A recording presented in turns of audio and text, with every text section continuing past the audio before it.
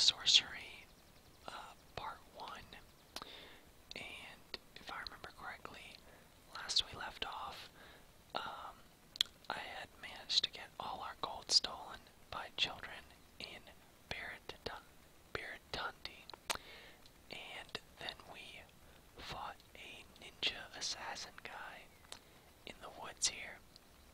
So, let's continue our journey and leave the trees here. How much longer do you think we'll be traveling today? The Minamite on your shoulder asks. I'm hungry and tired. We've gone such a long way. Not much further. The Minamite sighs and slumps onto your shoulder. You continue along the path and around the side of a hill. A wooden hut is set into the slope, with an old woman sitting on the front step. A river seems to emerge from beneath her. As you get closer, you realize the water flows underneath her house, and the house itself is set on splayed struts like an insect, straddling the water course. A few paces from the front of the house, the water plunges over the edge of a sheer cliff and disappears. Greetings, you call. The woman looks up at you and smiles. Come over here, won't you? She calls. I can barely see you. We can walk past her approach. What's the fun in walking past? You approach the old woman.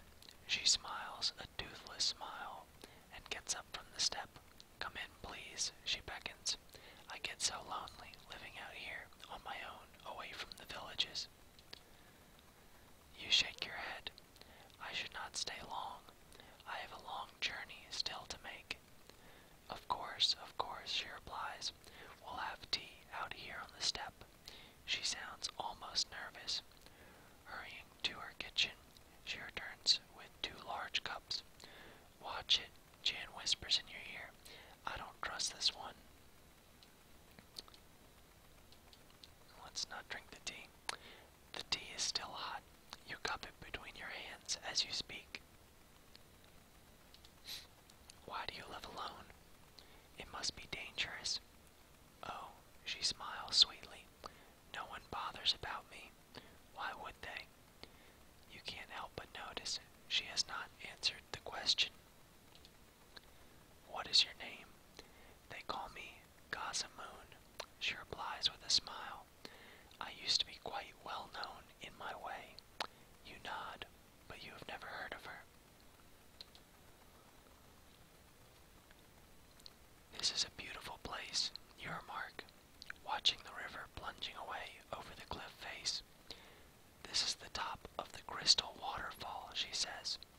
The river runs right under my house. They say it carries all my goodness and youth away while I sleep, and the villagers bathe in it for luck. She giggles meanly. I'm sure it isn't quite true. You make to sip your tea when the old woman stops you, catching your arm before the cup reaches your lips. Oh, she says suddenly, I've forgotten the pot. She goes back to the kitchen to fetch it. Let's do the old switcheroo. While she is away from the table, you switch the 2 cups around. Then when she returns, you lift the one closest to you and drink. A sudden deep pain grips your stomach and you double over. You wince and cough as you find yourself seizing up. Oh, suspicious stranger, laughs the woman.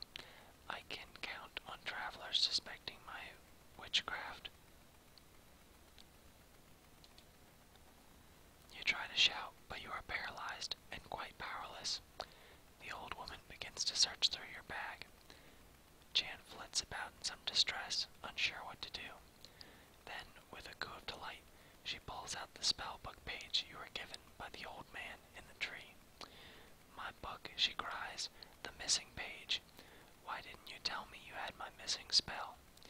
She scurries off into the kitchen and returns with a cup of liquid, which she pours into your half-open mouth while clucking and stroking your head. It is an antidote, and you feel your body slowly unfreeze. slaps you to bring you around. Who is the old man? A rogue and a bandit, she replies, spitting. 4 days ago, I was visited by a traveler such as yourself, but when I was away making my tea, as I always do, he started leafing through my book and tore out a page. He must have been a wizard of power, because he vanished almost too fast for me to curse him.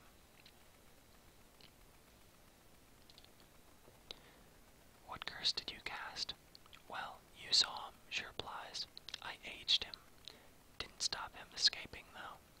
She fusses with the page, repairing her spellbook with some gentle magic. Shall I show you how useful the spell is? She says. Please. My pleasure. Jan begins to squeal and screech and make some awful noises about what wonderful friends you are. But it doesn't stop the old lady from casting her spell. The Minimite vanishes. You feel a flow of magic back through your body. You hadn't realized it was gone, but with the Minimite around, your spells have been weakened. And now you are strong once more. Where is he? Is he dead? The old woman shakes her head. Oh no, but with any luck, you won't see him again. You nod at that and get to your feet once more. So he was actually draining our power. That's weird. Okay. Let's... What does that say? On towards the village. It is now late afternoon. You pass over the brow of the next hill, and below you is the village of Torabani, slung from one side of the valley to the next like a flood barrier. Torabani is a village of the Sven, an aggressive-looking race of man-orcs. You expect their village to be rowdy, but it seems strangely quiet. Still, there is no way around it. You will have to go through. So let's go straight on through. You enter the village. There is a definite air of depression hanging over the place. The Svens are going about their business, slowly and miserably, and pay you no heed. You sit yourself down on a tree stump in the very center of the village to consider your options. You spy a group of Svens sitting outside a low hut, and you walk over and sit yourself down. They are discussing a friend apparently killed in the night by an assassin's curved blade. Yeah, let's not say that. Is that why you are all afraid? You ask. We afraid of no thing, retorts one of the Sven furiously, but no, much worse. Another Sven bangs his hand down on the table, but with Esh dead, who saved Tia? Who is Tia? Our flower. The Sven who answers wipes a tear from the corner of his eye, scratching himself painfully with an uncut fingernail. Tia is Chief's daughter, the other Sven says. Esh was to save her. Now Esh not alive, so Tia soon not alive. What happened to her? Goblins. They sacrifice. Sacrifice. He is unsure of the word, so mimes a gesture, like a stabbing downwards knife blade. Yes, sacrifice to great cave demon. Trouble is, another says, our village die if chief line end. Tia is end, so if end ends, we end. All very sad. Very sad, they all agree. Who you? One asks suddenly, as if only just thinking of it, he prods you on the chest. Warrior, warrior, a sudden gleam enters the biggest one's eye. Great warrior. The greatest, best is good. Mek Tifa, he signals.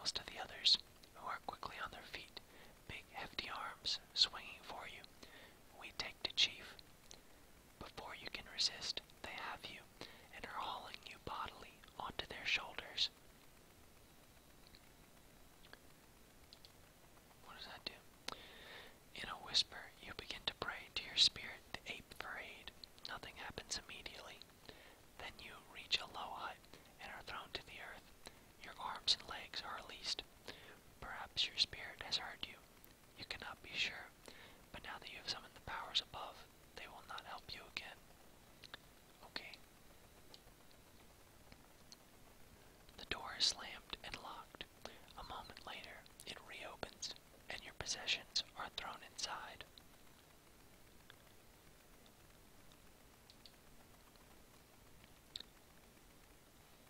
I gained 2 health, I guess. You pull your knees up to your chest and wait. The long watches of the night pass slowly, and in the end, nothing happens, and no one comes. Daybreak. You are still alone. An hour passes before you hear any noise outside, and then the door to the hut opens and 5 Sphinx come in. They drag you roughly out and across the street to another hut, where an old man with gray hair sits. He is wearing outlandish, colorful robes. My name is Proceus, Chief. He slaps his chest twice. I apologize. Then he bows, brushing the dust on the floor with his sleeves. Apology accepted. The chief nods. He waves to a menial who brings in bread and milk. Gratefully, you bolt down the meal. It does not seem to be poisoned, and it nourishes you. The bowl is removed, and the chief squats down in a pool of cloth. I have need of you and your strength. I will help if I can. The chief bows. I am grateful. My daughter, my child, she is taken, offered to a terrible demon below. Goblins. The chief spits at the word. Goblins. He shakes his head as tears well up in his eyes. We never friends, but we never enemies like this. I not understand their hate, why they care about demons in caves. I will save her.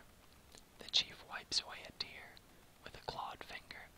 He gestures to the other Sphinx who, still taking no chances, grab you by your arms and haul you to your feet. We gotta go into a crack in the ground. You are led along a short pathway through the forest to a crack in the ground.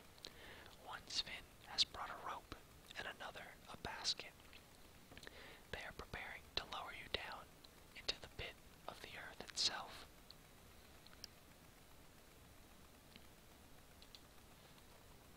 You wait until they are ready, then step into the basket. The chief nods to you with respect. Watch the darkness, he declares, as they start to lower you down. You hit the floor with a thud and peer into the darkness. Your eyes can make out nothing, but a slight breeze suggests endless space in all directions. You are blind, helpless, trapped. Something clatters to your feet from above. One of the Sphinx shouts something down to you. You crouch down and feel around your feet until your hand closes on the base of something. You pick it up. It is a dry wood torch. Something else falls from above and strikes you on the head. Tinderbox, calls the voice. Rubbing the bruise on your head, you reach down and find the tinderbox. You strike a light, and the torch blazes into flame. You can see now you are in a large cavern, wide and deep. At the far end, passageways disappear to the left and right.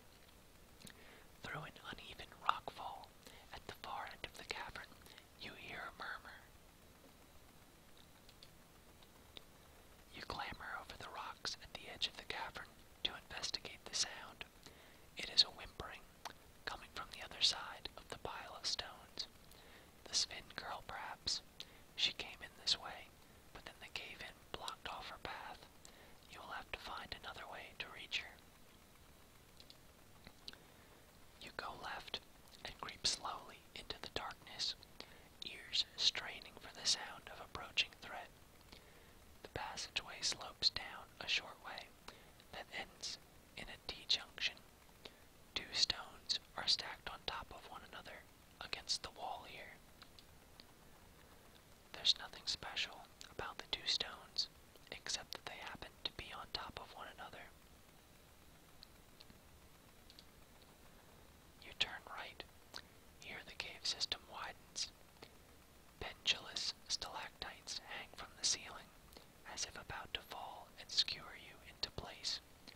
You skirt between them, following a thin, safe path until a side passage opens on the left. You take the left passage. After a few minutes walk up a shallow incline, you begin to hear something in the distance, a low rumbling. You wait to see what happens. The rumbling gets loud, and then your hair stands on end as you see a large, rounded boulder rolling swiftly down the passage towards you. The rock is almost a perfect fit for the tunnel, and its speed is increasing as you dither. Gorilla.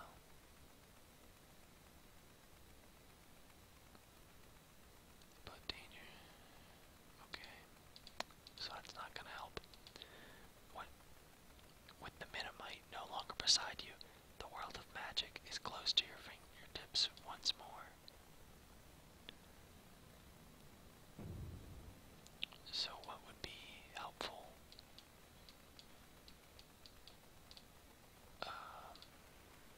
Maybe a shield or something. Creates an invisible wall. Foff would be nice.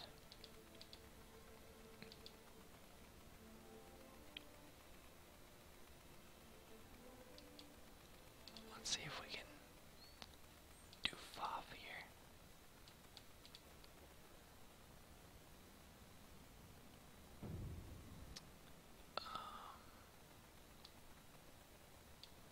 Yeah, there we go. F. And no O. It's very restrictive in what you can actually do. So what spell do they expect me to do here? Maybe wall. Pervious to all missiles, creatures. So can we do wall? Let's see if we're able to do that. W-A-L. There we go. You cast your spell just in time, and the great boulder hits your invisible wall with considerable force, causing the whole cave to shake and shudder. When the boulder holds in place like a pawing horse, but your spell will not last long, so you'd better move on. You take the right-hand tunnel. This ground seems to dip. At its lowest point, a passageway appears on your left. There is a stacked pair of stones here as well. You push on. The tunnel twists and bends sharply, as if carved by a river now long since dried away. You lose all sense of which way is which, except to keep going forward, where the tunnel splits. Another pair of stones are stacked in one corner. You slip through the opening in the left wall. The going is suddenly more difficult, and you realize that the tunnel is climbing at quite a sharp gradient. Little stones rattle and roll away downwards into the dark. At the highest point, the passage you are following finishes at another fork. As you enter, two stones roll away down the slope.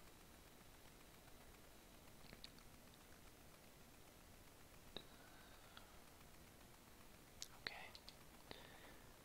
You go left. The cave walls crush in close, as though the rock is squeezing you to death. Your shoulders rub against the walls. When you feel certain you can go no further, the path you are creeping through forks again.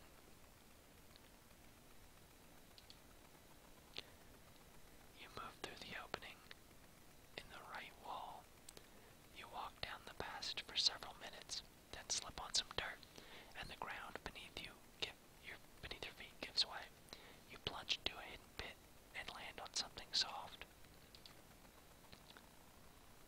Oh, that doesn't look good. A lucky escape, or maybe not. Whatever it is you've landed on is moving, and what's more, it's hissing. You are in a pit of snakes.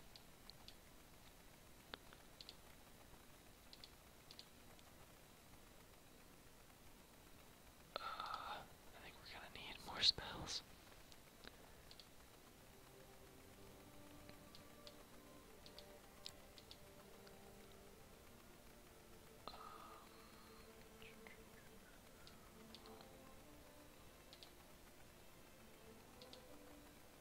Let's see here.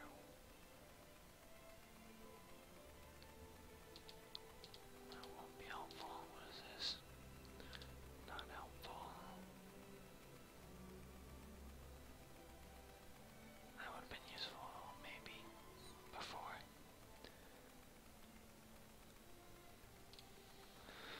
Okay.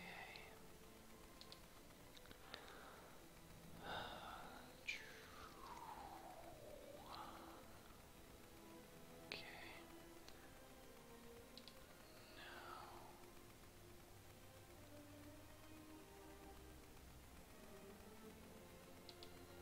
I don't know if fog would be useful.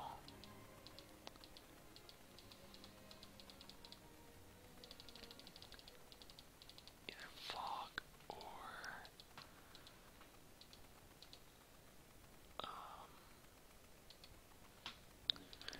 what was it? Law, maybe. Oops. What other options do we have? Let's see what we can do here.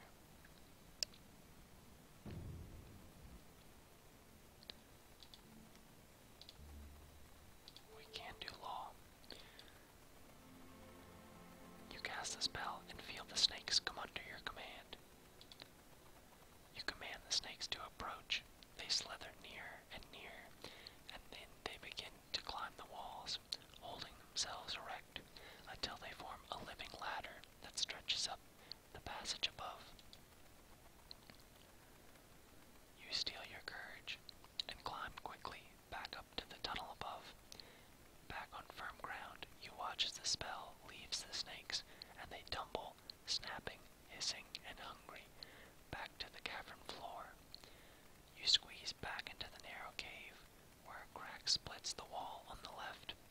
The two stones are still stacked here. You creep forwards through the dark. You follow the passageway when you hear an echo of whimpering coming up the corridor. Your torchlight falls across a frail shape. Hiding in the shadows is the young Sphin girl, stacking stones into hundreds of little towers. You run the torchlight around the walls of the cavern. No switches or triggers that you can see. The girl watches you with silent fear, and then the torchlight falls on a deep scratch in the rock, a claw mark. Suddenly, there's a loud roaring from the mouth of this short cavern. The walls begin to shake and crumble. The Sphinx stone towers topple and scatter. To one side, a gap in the rubble begins to open, letting through a mean shaft of light. But before you can head for it, the roaring sound is joined by a scream from the Sphin girl. You turn slowly and peer into the gloom, back along the tunnel. Is there something moving? Something coming closer? Perhaps the roaring is the wind rushing through the tunnels.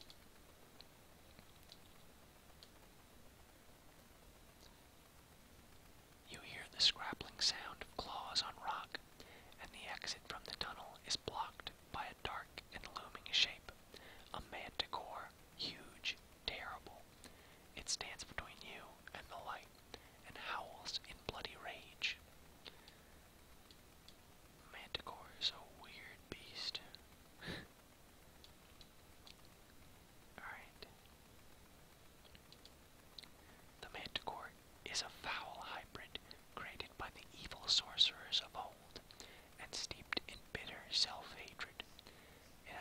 giant's body and the tail of a scorpion, but its face is that of an old man, and its thoughts are cruel and resentful. As it sees you, it rears back, flapping two enormous wings on its back. Yeah, what would be useful in this situation even?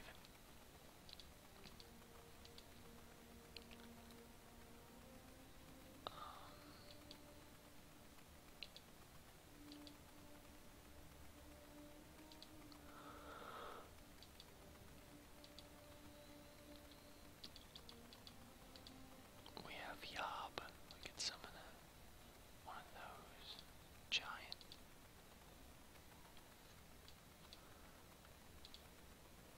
Am I locked into trying to cast a spell now?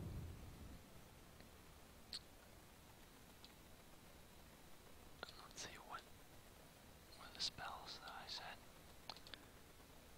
What was the one for the giant? Yob.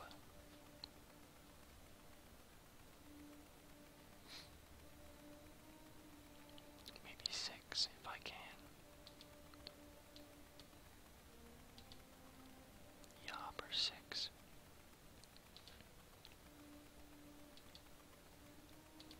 Yep, 6. Maybe hot.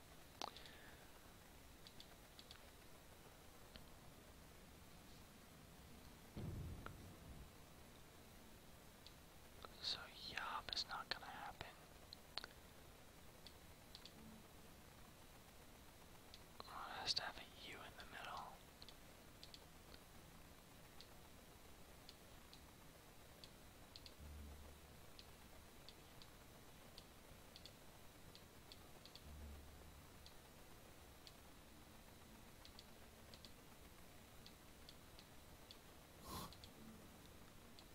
Is Pep even a real spell?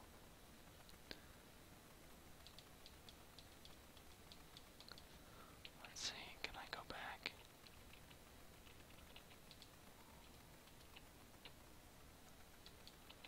I don't know what spell's gonna be useful.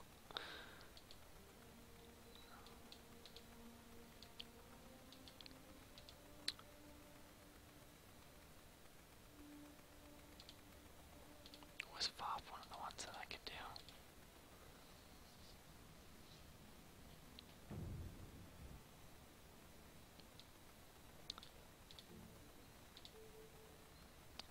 Or Fog. Fog might be good. Let's do that. You cast the spell, and the narrow rock wall seems to gush with thick black smoke. The Spin Girl gasps as the Manticore disappears out of sight. You hear the creature blundering in the darkness, a mere arm's length away. You have slowed it down. If you draw your sword now, you will have an advantage, or you have gained yourself more time for further sorcery. Let's try and fight it here. Wow. That's not good.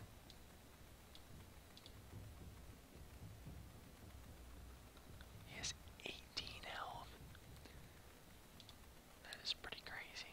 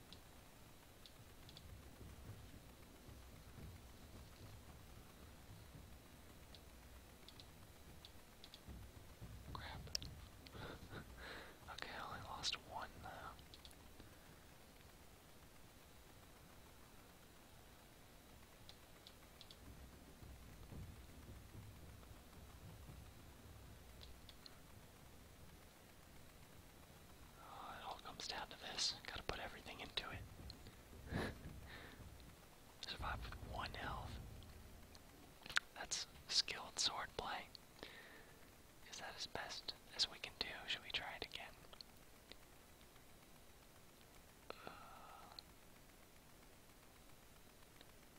I don't know, we'll just keep going, I guess. The only noise in the chamber is the hammering of your heart and the quiet breathing of the Sven girl. Thank you, the Sven girl murmurs.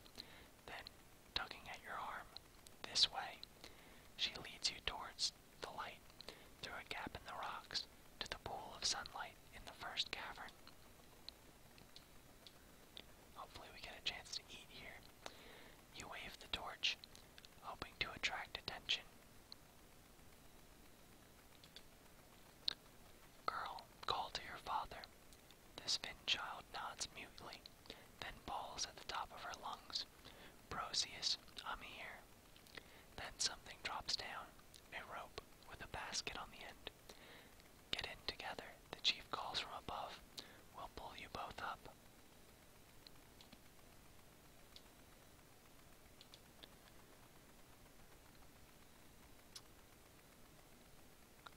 You step into the basket and help the girl to clamber in with you. Ready. The Svens above begin to haul. The rope stretches and grows taut, but the basket doesn't move. The rope starts to make a squealing noise, and the basket lifts a finger width off the floor. You step out of the basket and call up, haul away. The Svens give a great cry and begin to pull again, and this time the basket starts to slowly rise, spinning as it goes. The girl waves to you as she disappears up in the sunlight. Then she is gone. A minute passes. Nothing. Another minute. Still nothing. No sign of sound or movement from above. The tunnel echoes, very slightly, a noise from the depths. Perhaps the Manticore was not alone. You wait a little longer, settling down on your back. You can imagine the celebration going on above ground, the tears and grateful reunion. No surprise if they lost track of you down here in the dark. And then, sure enough, the basket and the rope tumble down. You clamber quickly in, and they haul you up. Above ground, the chief himself helps you out onto the grass. His daughter is with him, clutching his hand. My daughter tells you fight bravely, he says. For that, I'm grateful. I invite you with us.